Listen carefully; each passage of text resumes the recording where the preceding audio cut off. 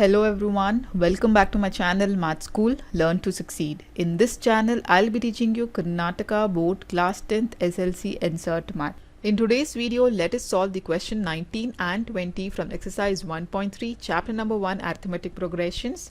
In my previous videos, I've solved all the questions from exercise 1.3, that is from question number 1 to 18. If you have not watched those videos, please find the link in the description box below or click the I button above. So before we begin our video today, please like and subscribe to my channel and don't forget to hit the bell button below to get the latest updates of my videos. The question number 19 from exercise 1.3 says 200 logs are stacked in the following manner. That is 20 logs in the bottom row, 19 in the next row and 18 in the next row to it, and so on as shown in the figure. In how many rows are the 200 logs placed and how many logs are in the top row? This question is very much important from the examination point of view, guys, so please pay attention and try to understand this question very well. So let us understand the question first, what is given. So they are saying there are 200 logs which is stacked one above the other in a manner such that 20 logs are there in the bottom row.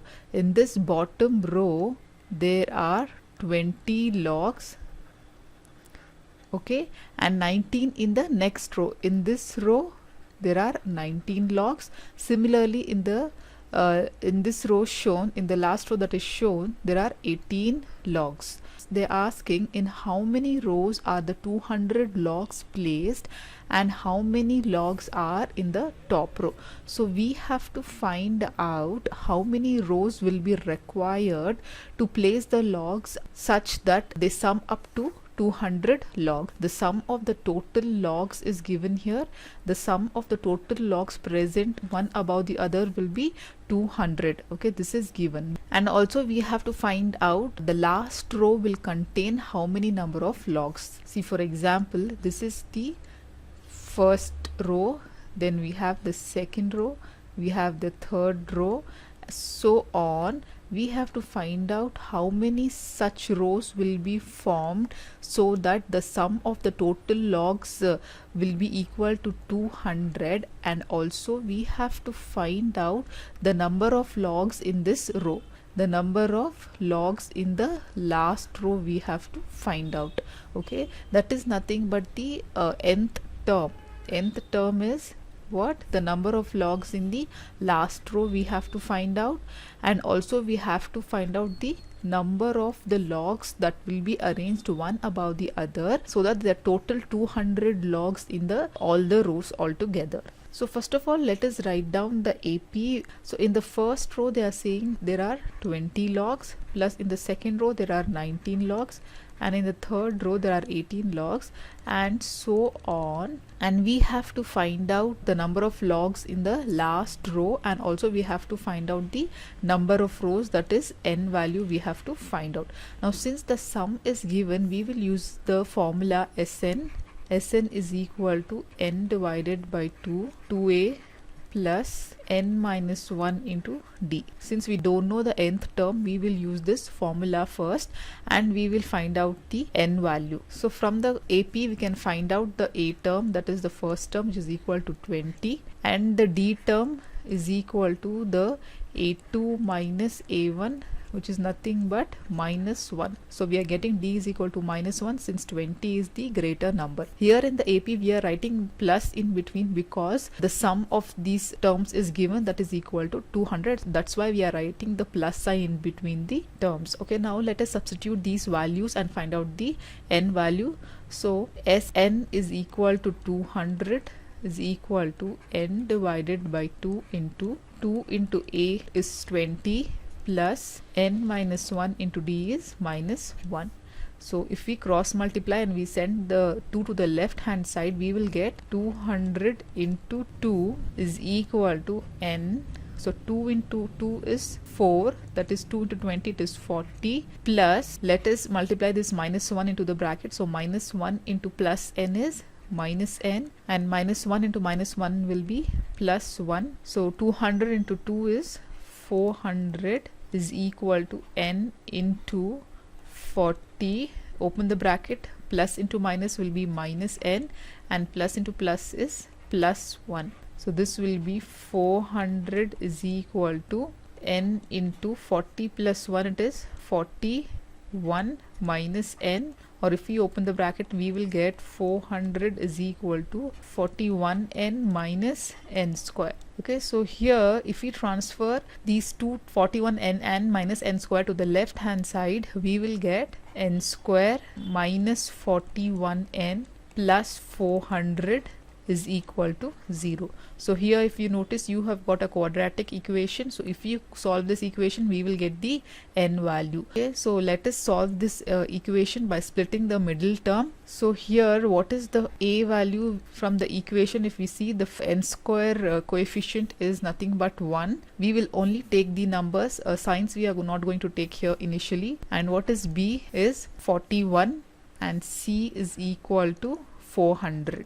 So what is the product we will consider? That will be a into c, that is a is 1 into c is 400, so the product should be 400, and the sum, so we will take sum because plus sign is there for the c term, sum should be 41. So let us factorize 400 and check for the result. So 400 is 2 2s are 4, then 2 1s are, then 2 5s are 0, again 2 25 times is 50, then 5 5s are, and 5 1s are. So let us multiply these two terms, and so let us group them in this way.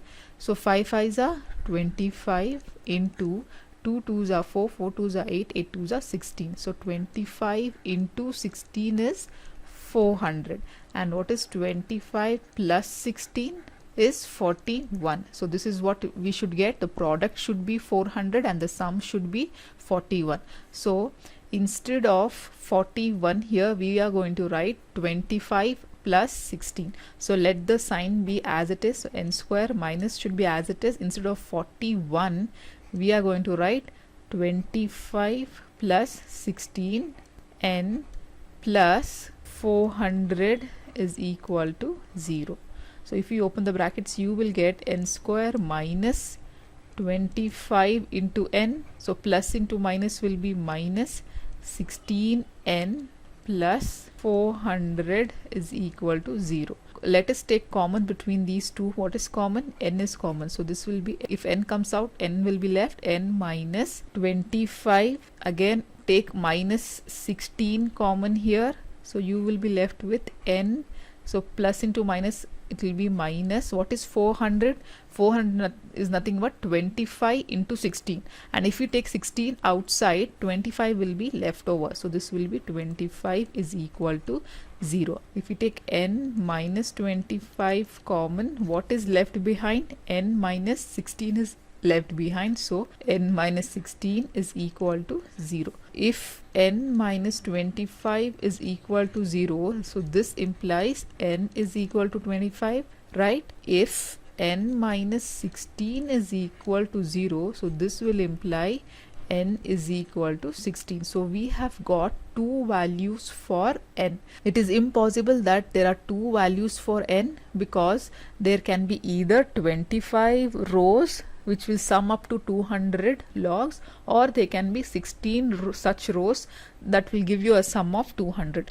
Let us find out which one is the correct answer by using the nth term formula, which is an is equal to a plus n minus 1 into d. So first let us take n is equal to 25. If n is equal to 25, substitute the value. So a25 is equal to, what is the a term? 20 plus, what is 25 minus 1? It is 24 into minus 1, or this will be 20 minus 24, or a25 will be equal to minus 4. But this answer is not correct, because in the nth row there cannot be minus 4 logs. It has to be a counting number. Number of logs in the nth row should be a counting number. It cannot be minus 4. For example, in a class of students who are sitting in 4 rows. If someone asks you how many students are sitting in the last row, you cannot say there are -4 students sitting in the last row. Okay, there has to be some positive number that you have to mention. So this value is not valid. Okay, therefore let us write down number of terms can never be negative. Thus n is equal to 25 is not valid. Okay, this is not the valid answer. Now let us check for n is equal to 16. If n is equal to 16, let us substitute in the formula, nth term formula, and find out. So a16 is equal to, what is a term? That is 20 plus 16 minus 1 into d is again minus 1.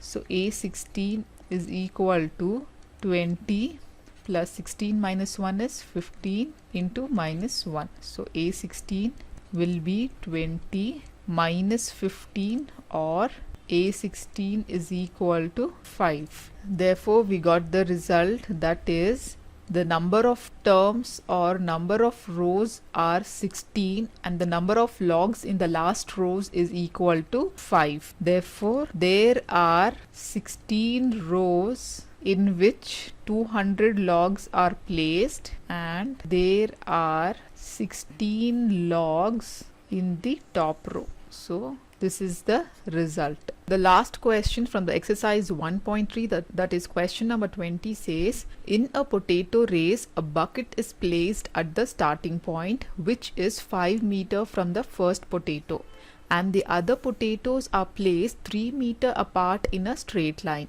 There are 10 potatoes in the line. A competitor starts from the bucket, picks up the nearest potato, runs back with it, drops it in the bucket, and runs back to pick up the next potato, runs to the bucket to drop it in, and she continues in the same way until all the potatoes are in the bucket. What is the total distance the competitor has to run? They have also given us a hint here.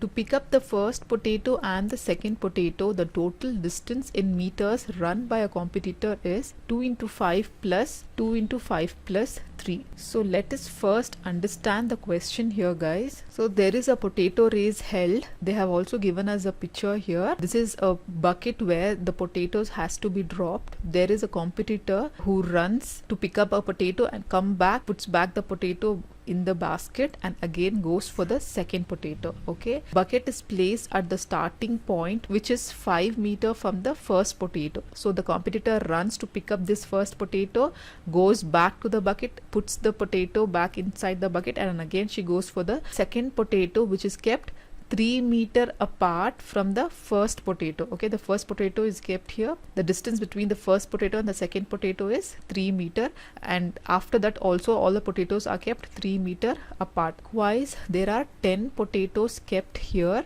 in a line, and we have to find out the total distance a competitor covers to collect all these 10 potatoes and put it back in the bucket. So let us first write down the distance traveled by the competitor to pick and drop the potato back inside the bucket. The first potato, she travels 5 meters.